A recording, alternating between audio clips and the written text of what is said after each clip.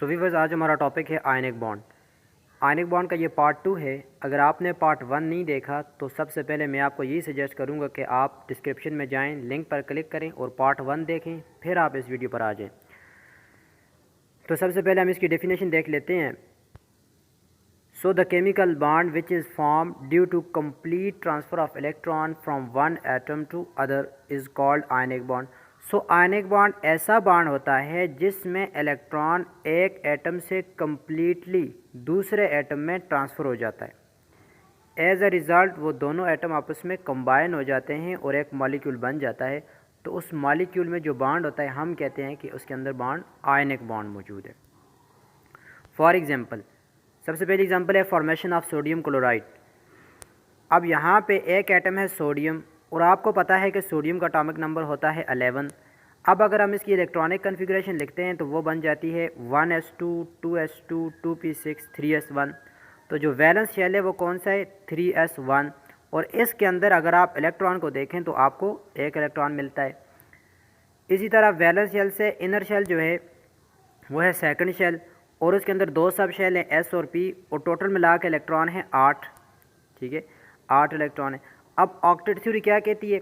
Octet theory ये कहती है कि किसी भी एटम को स्टेबल होने के लिए उसको अपने वैलेंस शेल में 8 इलेक्ट्रॉन पूरे करने हैं। अब यहाँ पे इसके वैलेंस शेल में तो 1 इलेक्ट्रॉन है।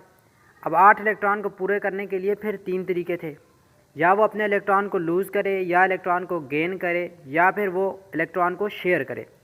अब सोडियम के अंदर अगर हम देखें तो इन तीनों में से कौन सी पॉसिबिलिटी हम यहाँ पे लगा सकते हैं? तो आप देखें इसके वैलेंस शेल में है 1 इलेक्ट्रॉन। अगर यही वाला 1 इलेक्ट्रॉन हम लूज़ कर दें तो पीछे जो वैलेंस शेल बच जाएगा वो सेकंड होगा और उसके अंदर 8 इलेक्ट्रॉन पूरे, लिहाजा ये स्टेबल हो जाएगा। तो बाकी की 2 पॉसिबिलिटी इसके लिए कैंसिल है और ये क्या करेगा, लूज़ करेगा। जो ही ये अपने इलेक्ट्रॉन को लूज़ करेगा तो इसके ऊपर क्या आ जाएगा, पॉजिटिव चार्ज आएगा, लेकिन साथ में 1 इलेक्ट्रॉन भी इससे लूज़ हो जाएगा। ठीक है, तो Na प्लस 1 इलेक्ट्रॉन ये हमारा प्रोडक्ट बन गया। इसी तरीके से दूसरा एटम है क्लोरीन। आपको पता है कि उसका एटॉमिक नंबर होता है 17। अब अगर हम उसकी इलेक्ट्रॉनिक कन्फिग्रेशन लिखते हैं तो वो आपके सामने है 1s2 2s2 2p6 3s2 3p5। अब अगर आप यहाँ पे देखें तो इसका वैलेंस शेल के अंदर 2 सब शेल हैं s और p, और दोनों को मिला के अगर हम इलेक्ट्रॉन को देखें तो हमें 7 इलेक्ट्रॉन नज़र आ रहे हैं। फिर वही वाली बात, अब इसको अपने वैलेंस शेल में 8 इलेक्ट्रॉन पूरे करने, 3 पॉसिबिलिटीज़ में से कोई एक ये चुनेगा, या इलेक्ट्रॉन को लूज़ करे, या इलेक्ट्रॉन को गेन करे, या इलेक्ट्रॉन को शेयर करे। लूज़ तो कर नहीं सकता क्योंकि 7 इलेक्ट्रॉन है, 1 इलेक्ट्रॉन इसको चाहिए। दूसरी पॉसिबिलिटी क्या है कि गेन करे, या तो ये 1 इलेक्ट्रॉन गेन कर ले या ये इलेक्ट्रॉन किसी दूसरे एटम के साथ शेयर कर ले। अब यहाँ के चूँकि सोडियम जो है इस वक्त 1 इलेक्ट्रॉन लूज़ करने की पोजीशन में है, लिहाजा वही इलेक्ट्रॉन अगर ये एक्सेप्ट कर ले तो क्या हो जाएगा, इसका ऑक्टेट कंप्लीट हो जाएगा। अब इसके वैलेंस शेल में 7 इलेक्ट्रॉन है। अब ये वाला जो 1 इलेक्ट्रॉन है सोडियम का, ये अगर क्लोरीन ले ले तो क्या बन जाएगा, Cl-। अब ये Cl- कैसे बना, सोडियम के इलेक्ट्रॉन को लेके। ठीक है, अब ये दोनों आयन बन गए, sodium ion and chlorine ion. ये दोनों आयन आपस में कंबाइन हो जाएंगे ड्यू टू इलेक्ट्रोस्टैटिक फोर्स, यानी चार्ज की वजह से फोर्स ऑफ अट्रैक्शन इन दोनों के दरमियान डेवलप हो जाएगी और ये कंबाइन होके प्रोडक्ट बना देंगे सोडियम क्लोराइड। सो इस तरीके से सोडियम क्लोराइड में सोडियम का इलेक्ट्रॉन कम्प्लीटली ट्रांसफ़र हो चुका है क्लोरीन के एटम में। तो इस तरीके से कंप्लीट ट्रांसफ़र होने की वजह से ये मॉलिक्यूल बन चुका है। मॉलिक्यूल कौन सा, आयनिक कंपाउंड, और बॉन्ड जो हम कहते हैं आयनिक बॉन्ड। अब ये जो सोडियम क्लोराइड है तो इसके अंदर सोडियम का इलेक्ट्रॉन ट्रांसफ़र हो गए क्लोरीन की तरफ, तो that is a ionic compound and जो बॉन्ड इसके अंदर मौजूद है उसको हम कहते हैं आयनिक बॉन्ड।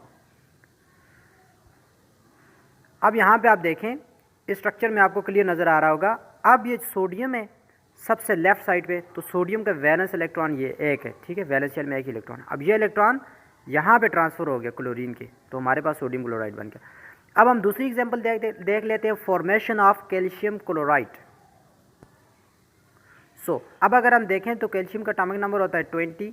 इसकी इलेक्ट्रॉनिक कन्फिग्रेशन लिखें तो इसका वैलेंस शेल है 4 वैलेंस शेल के अंदर 2 इलेक्ट्रॉन है। ठीक, वैलेंस शेल से पिछला शेल उसके अंदर कितने इलेक्ट्रॉन है, 8 इलेक्ट्रॉन है।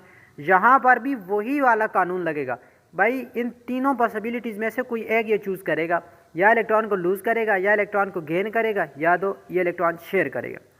अब यहाँ पे लूज़ करेगा तो 2 इलेक्ट्रॉन लूज़ कर लेगा, गेन करने वाली बात करें तो 6 इलेक्ट्रॉन कहाँ से ये गेन करेगा। उसके बाद शेयर करेगा तो ये अपने 2 इलेक्ट्रॉन शेयर करेगा तो 4 हो जाएंगे, तब भी पॉसिबिलिटी नहीं है। लिहाजा इसके पास एक ही पॉसिबिलिटी है यहाँ पे कि ये अपने इलेक्ट्रॉन को लूज़ कर ले। अब ये 2 इलेक्ट्रॉन जब ये लूज़ करेगा तो इसके ऊपर आ जाएगा पॉजिटिव चार्ज, यानी CO+2, ठीक है, और साथ में 2 इलेक्ट्रॉन। तो ये दोनों चीज़ हमारे पास क्या है, प्रोडक्ट बन चुकी है, यानी Ca2++2 इलेक्ट्रॉन, ठीक है। अब इसी तरीके से क्लोरीन का एटॉमिक नंबर है 17, आपको पता है। इसका इलेक्ट्रॉनिक कन्फिगरेशन देखें तो वैलेंस शेल में इलेक्ट्रॉनों की तादाद है 7।